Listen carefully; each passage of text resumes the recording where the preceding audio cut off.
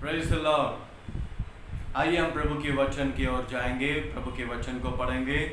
यशायाह की पुस्तक निकालिए मेरे साथ। यशायाह की पुस्तक उसकी 43 अध्याय और उसकी 21वां आयत को हम पढ़ेंगे। यशायाह की पुस्तक उसकी 43 अध्याय 21वां आयत में इस प्रकार लिखा है, इस प्रजा को मैंने अपने लिए बनाया हो कि वे मेरी गुणानुवाद करें। आइए हम प्रार्थना करें। प्रभु जी, हम धन्यवाद करते हैं प्रभु जी आपके वचन के लिए। आप अपने वचन के द्वारा हम सबसे बातें कर, मुझे अभिषेक कर, पवित्र आत्मा आप लोगों को छू ले, आशीष दे। प्रार्थना यीशु के नाम से मांगते हैं, आमीन आमीन। यशायाह की पुस्तक में परमेश्वर पिता अपनी प्रजा को कहता है, मैंने इस प्रजा को अपने लिए बनाया हूं कि वे मेरे गुणानुवाद करें। प्रभु अपनी प्रजा इस्राएल को अपने लिए बनाया है, अपने लिए सृष्टि किया, अपने लिए चुन लिया है। इसलिए चुन लिया है कि ताकि उनकी गुणानुवाद करें। परमेश्वर पिता ने चुन लिया, the people I formed for myself that they may proclaim my praises. प्रभु की स्तुति करने के लिए प्रभु ने अपनी प्रजा को चुन लिया है। उत्पत्ति के पुस्तक में जब जाते हैं, उत्पत्ति के पुस्तक 3 अध्याय में वहां पर हम देखते हैं, उत्पत्ति के पुस्तक 3 अध्याय 8 पद में परमेश्वर ने आदम हवा को जब बनाया और वहां पर प्रभु उस आदम और हवा को, मनुष्य को भी प्रभु अपने लिए एक प्रजा तैयार करना चाह रहा था ताकि वे अपने गुणानुवाद करें, परमेश्वर पिता की स्तुति करें। लेकिन वे लोग प्रभु की आज्ञा को तोड़ने के कारण, शैतान की बातों को मानने के कारण वे शैतान की चेला हो गए हैं और वो आज शैतान की गुणानुवाद कर रहा है, प्रभु की स्तुति नहीं कर रहा है। तो इसलिए आज लोग शैतान की स्तुति करते हैं। इसलिए लोग ने, आदि मनुष्य ने शैतान की बात मानी है। प्रभु की बात मानते होते आज हमें सिर्फ स्तुति करना होगा और कोई काम नहीं करना होगा, आज हम स्वर्ग में होते। परमेश्वर ने मनुष्य को बनाया अपनी स्तुति करने के लिए। वहां पर आप पढ़ेंगे 3 अध्याय में, प्रभु संध्या के समय, ठंड के समय पर वह आदम के पास आया करता था, आदम से बातें किया करता था। दोनों एक दूसरों से रोज बातें किया करते थे। एक मित्रता था दोनों के पास। लेकिन प्रभु की आज्ञा को उल्लंघन करने के बाद वे लोग अलग हो चुके हैं और शैतान की चेला बन गया है मेरे भाई। लेकिन फिर प्रभु ने मानव जाति को फिर से बनाने के लिए फिर से कोशिश किया है। इसी प्रकार मानव जाति को परमेश्वर ने अपनी स्तुति गुणगान गाने के लिए ही सृष्टि किया है। लेकिन वो भाग गया है, वो भटक गया है, शैतान की बातों में चले गए। उसके बाद हम देखते हैं कहीं महापुरुष लोग, प्रभु के दास लोग को हम देखते हैं, एनोक को देखते हैं, आनोक को देखते हैं और नूह को देखते हैं, मूसा को देखते हैं। ये सब लोग प्रभु की अपना पर्सनली प्रभु के साथ संगति रखे हैं। व्यक्तिगत रूप में ये लोग प्रभु के साथ संगति रखे थे, प्रभु की गुण अनुवाद किए थे। ये सब आनोक प्रभु के साथ साथ चलता था। वही उत्पत्ति के समय पर शुरुआत में एक ऐसा पुरुष था। उसके बाद नूह को देखते हैं, पूरी परिवार के साथ वो प्रभु के साथ जुड़ा रहता था। कोई कलीसिया, कोई पास्टर उसको नहीं समझाया। पूरी दुनिया में नूह जैसा कोई परिवार नहीं था। एक धर्मी पुरुष था, प्रभु के साथ संगति रखता था। प्रभु ने उसे बचाया है। वो प्रभु की गुण अनुवाद किया करता था। और उसके बाद अब्राहम को हम देखते हैं।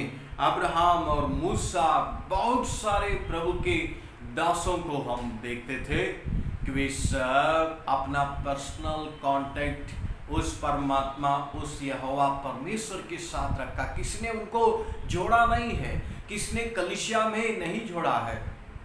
आजकल हम कलीसिया में इतनी प्रेरित किया जाता है, कितनी समझाया जाता है, तभी हमारे अंदर प्रभु की गुणानुवाद करना, प्रभु की स्तुति करने की आदत आता ही नहीं है हमारे। लेकिन यहाँ के जो प्रभु के दास लोग ने ऐसा काम किया। उसके बाद देखते हैं निर्गमन की पुस्तक, उसकी 20 अध्याय, उसकी 24 पद में वहां पर पढ़ते हैं। निर्गमन की पुस्तक 20 अध्याय 24 पद में प्रभु कहता है, मेरे लिए एक मिट्टी में वेदी बनाओ और उसी में ओम बलि करके चढ़ाओ। प्रभु ने मांगा है अपने प्रजा से, वेदी बनाओ, मेरे लिए एक वेदी बनाओ। प्रभु अपने लिए एक वेदी चाहता है ताकि उसमें बलि चढ़ाया जाए। लेकिन आज हम, क्या हमारे मन में वेदी है? क्या सिर्फ हमने प्रभु को ग्रहण किया, वेदी बनाया आपने? क्या आपकी परिवार में प्रभु के लिए समय पर वेदी है? वहां पर वेदी में बलिदान, कैसी बलिदान? स्तुति बलिदान, प्रभु की गुण अनुवाद करने की जो होती है वो बलिदान, भेंट चढ़ाने की बलिदान। वेदी होता तो वेदी पर आपको चढ़ाना होगा। आज प्रभु हमारे मन की वेदी पर चाहता। आपकी मन की वेदी क्या तैयार है? क्या उसमें बलि चढ़ाया जा रहा है? जब जब अब्राहम बलि चढ़ाया तब परमेश्वर से बातें किया है मेरे भाई। क्या आज हम प्रभु के उस वेदी, हमारे अंदर जो मन में आज प्रभु रहता है, क्या वेदी है, स्तुति बलिदान होती है आपके घर में? उसी के बीच में प्रभु वास करता है। और वहां पर उसने कहा कि मेरे लिए मिट्टी का वेदी बनाओ और उसमें बलि चढ़ाओ, ओम बलि करके चढ़ाओ। जहां जहां मेरे नाम की स्मरण किया जाएगा वहां आकर मैं तुम्हें आशीष दूंगा। आज भी परमेश्वर पिता चाहता है कि आप अपने परिवार में वेदी बनाकर रखिएगा। जब वेदी मिट्टी में भी बनाया जाता है, उसको 10 दिन में एक बार, महीने में एक बार लोग उसको फिर से उसको नया करते हैं, उसको फिर से उसको खड़ा करते हैं, सही करते हैं, साफ करते हैं वेदी को, उसके बाद बलि चढ़ाते हैं। क्या ये काम आपके जीवन में हो रहा है कि आपके मन की वेदी पर साफ सुथरा हो रहा है? आप उसकी सफाई करते हो? क्या उसमें स्तुति बलिदान हो रहा है? सिर्फ क्रिश्चियन हो, सिर्फ मसीही जीवन जीते हो, कुछ भी नहीं है आपके जीवन में, प्रभु की स्तुति और बलिदान नहीं है, वेदी नहीं है, वेदी कब का पड़ा हुआ है, पूछने वाला नहीं है वेदी में। आज कितने मसीह लोग जो प्रभु को मानते हैं, उनके वेदी में ना प्रभु की बलिदान है, ना प्रभु का कोई संबंध नहीं है मेरे भाई। प्रभु वेदी की बलिदान के द्वारा आपके मध्य में प्रवेश करता है। तो इसलिए उसने कहा, जहां जहां मेरे नाम की स्मरण किया जाएगा मैं वहां पर आकर मैं तुम्हें आशीर्वाद दूंगा। तो स्तुति बलि बहुत जरूरी है। भजन संगीता की पुस्तक में दाऊद जो है कि कई जगह पर स्तुति के बारे में कहता। 33वां अध्याय भजन संगीता 33वां अध्याय उसके पहले पद से देखते हैं, क्योंकि धर्मी लोगों की स्तुति परमेश्वर के लिए शोभा बनता है। धर्मी लोगों की स्तुति करना शोभा देता है। धर्मी लोगों की स्तुति करना शोभा देता है। क्या आपके घर, आपने प्रभु ने आपको धर्मी बनाया है? क्या आपके घर में स्तुति करना आदत है? धर्मियों की स्तुति करने की शोभा देता है, उनके लिए बड़ा वो एक आदर की बात है। और उसके बाद हम देखते हैं भजन संगीता की पुस्तक 34वां अध्याय में भी हम देखते हैं, और उसी 33 अध्याय 2 पद में भी दाऊद कहता है कि मैं 10 तारे उस वीणा बजा बजा कर प्रभु की स्तुति करूंगा। दाऊद कहता मैं वीणा बजा बजा कर प्रभु आपकी स्तुति करूंगा। दाऊद को बचपन से प्रभु की स्तुति करने की आदत है, इसलिए उसके पास एक बहुत बड़ा महाशक्ति अंदर अंदर छिपा रहा और प्रभु उसके जीवन में प्रवेश किया है। प्रभु उसने राजा बनाया, प्रभु ने उसको चुन लिया है। और उसके बाद भजन संहिता 119 अध्याय उसके 164 आयत में भी दाऊद ये कहता है कि हे प्रभु, मैं दिन में 7 बार आपकी स्तुति करूंगा, दिन में 7 बार स्तुति करूंगा। आपकी कृपा से, आपकी दया के लिए मैं दिन में 7 बार आपकी स्तुति करूंगा। 7 बार वो स्तुति करना चाहता है। स्तुति वही आदमी कर सकता जिससे प्रभु से प्रेम है, जिससे प्रभु के साथ संबंध है, लगाव है, वही कर सकता है। जबरी थोड़ी होता है, जबरी कोई नहीं कर सकता, जबरदस्ती ये अपने आप आ जाता है। आप काम करते हुए भजन प्रभु की आता रहता है, उसको आप रोक नहीं सकते हैं। क्या आपकी वेदी में क्या आवाज आ रहा है? आपकी मन की वेदी में क्या आवाज उठ रहा है? यदि प्रभु के साथ आपका अच्छा प्रेम है, प्रभु के साथ एक अच्छा संबंध आपके अंदर है, तो प्रभु की स्तुति आपकी मुंह में निरंतर होते रहेगी। दाऊद यही कहता, प्रभु जी आपकी स्तुति मेरी मुंह में निरंतर बने रहेगी। क्या हमारे मुंह में प्रभु की स्तुति बने रहती है?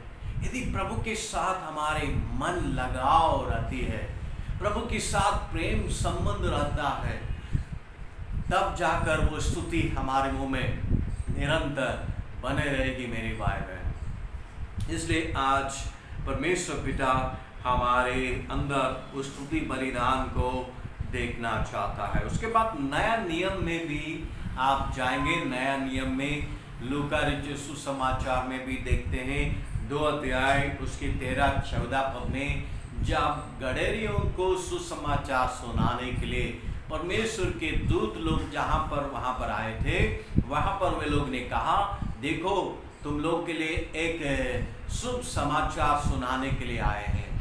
आज तुम्हारे लिए बेथलेहम में एक उद्धारकर्ता जन्मा है। वे लोग बोलने लगे वहाँ पर। और उसके बाद जब 14 पद में देखते हैं कि स्वर्गदूत लोग यहाँ पर जैसे बोल ही रहे थे, तब एक और स्वर्गदूत का दल वहाँ पर पहुँच गया। बहुत बड़ा स्वर्गदूतों का दल वहाँ पर पहुँच गया। सब लोग मिलकर प्रभु की महिमा और कहते हैं कि आकाश में प्रभु की महिमा हो और पृथ्वी में परमेश्वर की स्तुति हो कर कर सारे स्वर्गदूतों का दल वहाँ पर पहुँच गया। स्तुति भजन ये लोग मिलकर कर रहे हैं। इसी प्रकार हम नया नियम में देखते हैं स्वर्गदूत का दल प्रभु की स्तुति करती है मेरी भाइयों। और उसके बाद हम देखते हैं लूका रचित सुसमाचार 19 अध्याय में भी हम देखते हैं, वहाँ पर 19 अध्याय में विजय प्रवेश प्रभु यीशु मसीह कर रहे थे। विजय प्रवेश जो गधे की बच्ची के ऊपर बैठकर प्रभु यीशु मसीह विजय प्रवेश कर रहे थे कि वहाँ पर सब लोग प्रभु की स्तुति करने लगे और कहने लगा कि दाऊद का संतान यीशु मसीह को होसन्ना, जो प्रभु के नाम से जो आता है उसकी जय जयकार हो, स्तुति करने लगे, होसन्ना गा रहे थे। बच्चे भी प्रभु की स्तुति कर रहे थे वहाँ पर। यदि आप पढ़ेंगे तो सारे वचन पढ़ने के लिए समय नहीं, आप ये सारे वचन को बाद में पढ़िएगा तब आपको समझ में आएगी।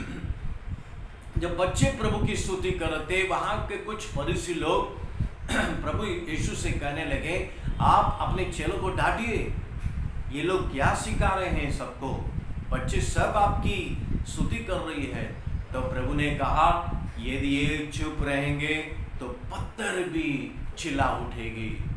क्या मतलब? यदि ये बच्चे स्तुति करना बंद कर देगी तो पत्थर भी प्रभु की स्तुति करना चिल्ला उठेगी, पत्थर भी प्रभु की स्तुति करना शुरू कर देगी। तो स्तुति करने को मत रोको।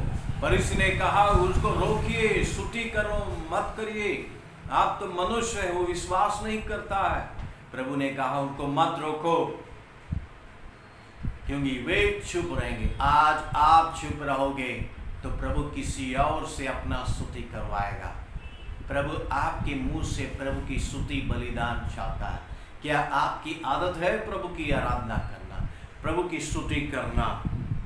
और ये आदत हमें बना रखना होगा, ताकि उसी बलिदान के दौरान प्रभु आपके घर में, आपके परिवार में प्रवेश करेगा। पवित्र आत्मा उस घर में प्रवेश करेगा जहां बलि चढ़ाया जाता है, स्तुति बलि चढ़ाया जाता है, वेदी सफाई किया जाता है, वेदी नए सिरे से चढ़ाया जाता है। वहां पर पवित्र आत्मा कार्य होती है मेरी भाई।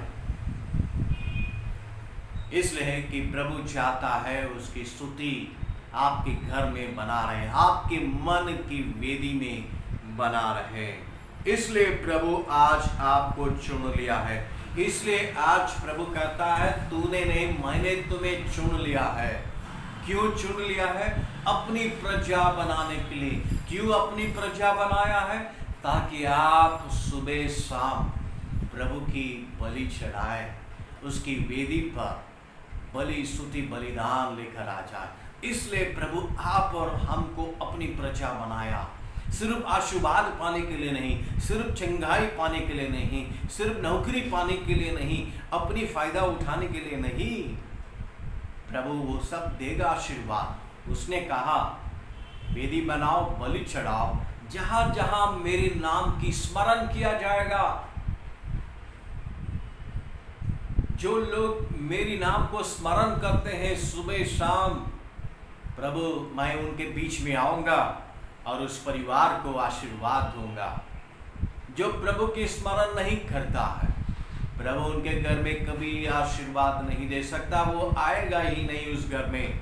हो सकता है मसीही लोग हैं, बहुत अच्छे लोग हैं, बहुत साफ सुथरे लोग हैं, लेकिन आपके घर में मसीह नहीं है, क्योंकि आपकी वेदी बनाया नहीं गया है, आपकी वेदी में बलि नहीं चढ़ाया गया है मेरे भाई बहन। इसलिए प्रभु आज चाहता है, इसलिए प्रभु आपको अपना प्रजा बनाया है।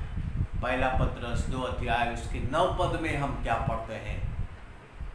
तुम एक चुना हुआ वंश और राजकीय पदाधिकारी और याजकों की समाज है। प्रभु आपकी याजकों की समाज बनाया है। याजकों की समाज क्या समझ रहे हैं आप? हमारे देश में जो याजक होते हैं, जो पूजा करने वाले होते हैं, ब्राह्मण, उसमें आपको प्रभु ने चुन लिया है। उनके घर में क्या होता है? हमेशा भगवान की स्तुति होती है, भजन होती है, घंटी बजती है, मंत्र पढ़ाया जाता है। प्रभु ने आपको याजकों की समाज में जोड़ दिया है, लेकिन आप कर क्या रहे हैं? प्रभु ने कहा तो चुना हुआ वंश है। हम बोलते हैं अरे हम चुना हुआ वंश है, हम लोग बहुत चूसन पीपल है, लेकिन आपके घर में होता क्या है? आपके घर में तो कभी वेदी नहीं बनाया गया, स्तुति बलिदान गाना भजन तो होता ही नहीं है कि इससे याजकों की समाज हो आप। या याजकों की समाज वो है जिसके अंदर हमेशा भजन स्तुति बलि चढ़ाया जाता है। वहाँ पर पश्चाताप होती है, वहाँ जहाँ पर पाप की क्षमा की जाती है। वेदी होता तो सब कुछ होता, यदि वेदी नहीं है, ना पाप की क्षमा होगा, ना पश्चाताप होगा, ना प्रभु की उपस्थिति वहाँ पर होगी, कुछ भी नहीं होगी। इसलिए वेदी को नए सिरे से आप खड़ा करो, वेदी में बलि चढ़ाओ, स्तुति करो, पश्चाताप करो, पाप की क्षमा मांगो, तब जाकर प्रभु आपको आशीष देगा। इसलिए प्रभु आज हम और आपको चुन लिया, अपनी प्रजा बना दिया। वही प्रभु यहाँ पर 43 से 21 पद में हम पढ़ते हैं कि प्रभु जो है कि इस प्रजा को मैंने अपने लिए बनाया हूँ ताकि ये मेरे गुणानुवाद करें। हम और आपको प्रभु इसलिए उद्धार दिया है, इसलिए आज हम प्रभु ने हमें चुन लिया अन्य जातियों से, ताकि आप उनकी गुणानुवाद करें, आपके घर में स्तुति बलिदान होता रहे। आप क्या करते हो घर में? सिर्फ अपना काम करते हो? प्रभु के लिए समय निकालो और पूरा परिवार के साथ बैठो। प्रभु ने कहा जहाँ 2 या 3 जन मेरे नाम से इकट्ठे होंगे, मैं तुम्हारे बीच में उपस्थित हूँ, मैं तुम्हारे बीच में हूँ। जब आप बैठोगे समय लेकर, तब जाकर प्रभु आपके बीच में उपस्थित होगा। प्रभु की स्तुति भजन करोगे दिल से, मन से, तब जाकर प्रभु आपके मध्य में वास करेगा मेरे भाई बहन। तो इसलिए कि हम जो है कि परमेश्वर पिता की हम स्तुति करें, बलि चढ़ाएं, वेदी बनाएं, और ताकि हम प्रभु की गुण अनुवाद को हम कर सकें। तो इसलिए मेरे भाइयों कि आज हम जो है कि परमेश्वर के वचन में यही देखते हैं कि आज प्रभु ने हमें चुन लिया है।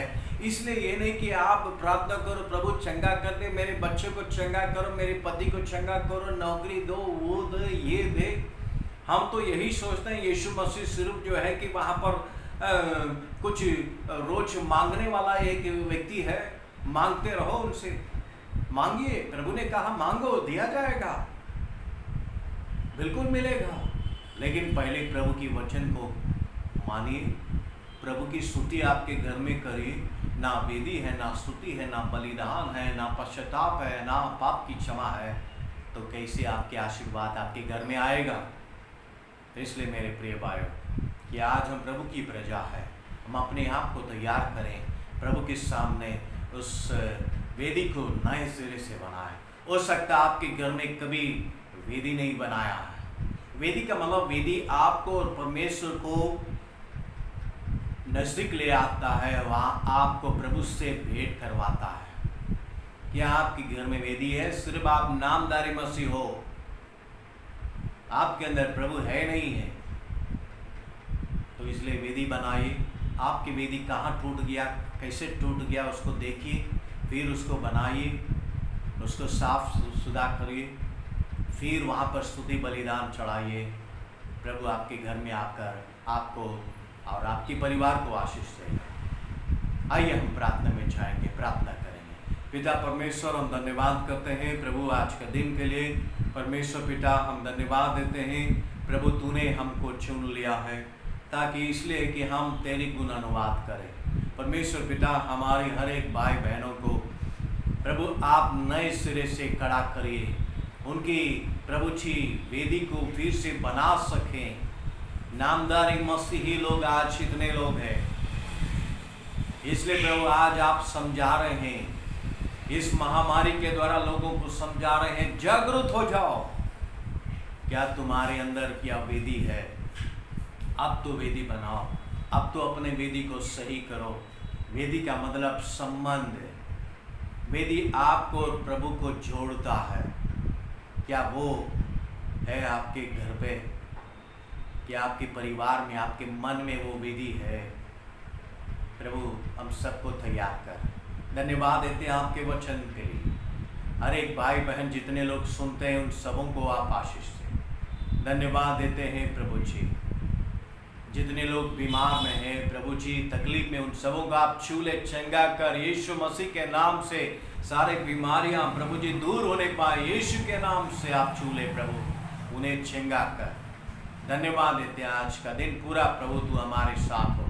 इस महामारी में हम लोग बाहर जाते हैं, आते हैं, मेहनत करते हैं, कमाते हैं प्रभु। हमारे भाई लोग जो बाहर जाते हैं प्रभु जी, उन सबों को आप रक्षा करिए प्रभु जी।